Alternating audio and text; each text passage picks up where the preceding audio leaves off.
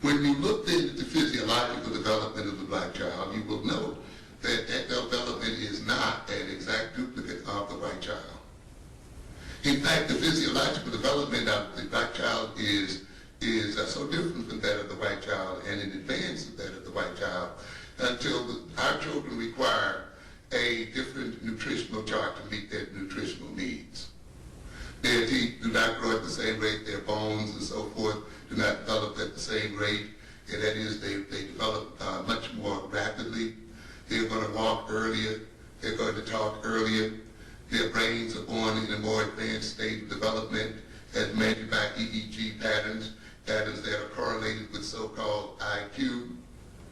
These children then will exhibit patterns of development that require that we have knowledge of their bodies and lets us know that we cannot just go read Dr. Spock some so-called standard physiological text or nutritional text and apply it directly to our children's needs. The types of diseases that blacks tend to develop, the types of weaknesses and so forth are related to the African experience, related to the evolutionary experience. When we talk about sickle cell anemia, we will see that anemia is related to the African experience. When we talk about lactose intolerance in a large number of our children, that is the inability for some of them to digest cow's milk very well, we can look at the evolutionary history of black people and see the relationship of that particular element, if that's what you want to call it, to that history. When we talk about the color of skin, we must recognize that the brain is developed from the same embryological layer as is the skin, and that the nervous system is developed from the same embryological layer as is the skin. So the skin is not a mere covering and not a mere something that is colored or not colored in some kind of way. But the skin, the material that composes the skin also composes the brain and also composes the nervous system. The melanin, which is used to cover our skin, is also used in the brain as a neurotransmitter, and it is used to coordinate various activities of the brain. There's a great deal of research going on now in terms of melanin and how it is utilized by the brain. There is some belief that this melanin is in part responsible for the athletic prowess of black people and responsible for other brain activities that we don't have time to go in here into today.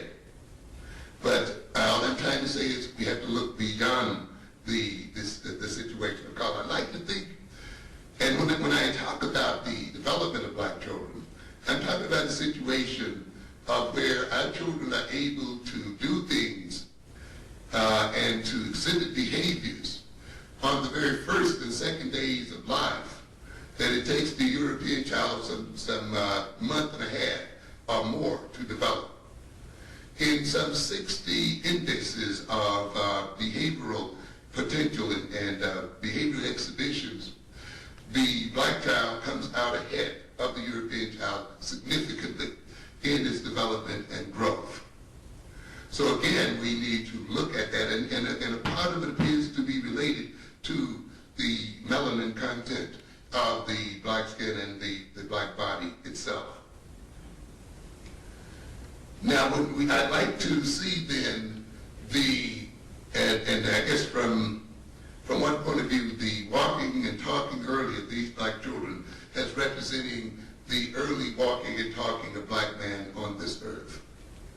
The psychomotor activities of the black child representing the coordination of the black man on this earth in the very beginnings of human history.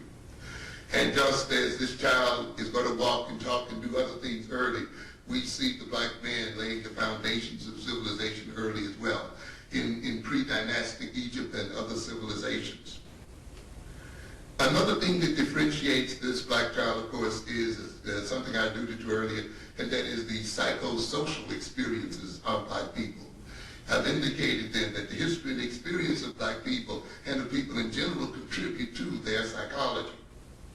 And consequently then, we have to look at the psychosocial experience of black people to understand the psychology of black people.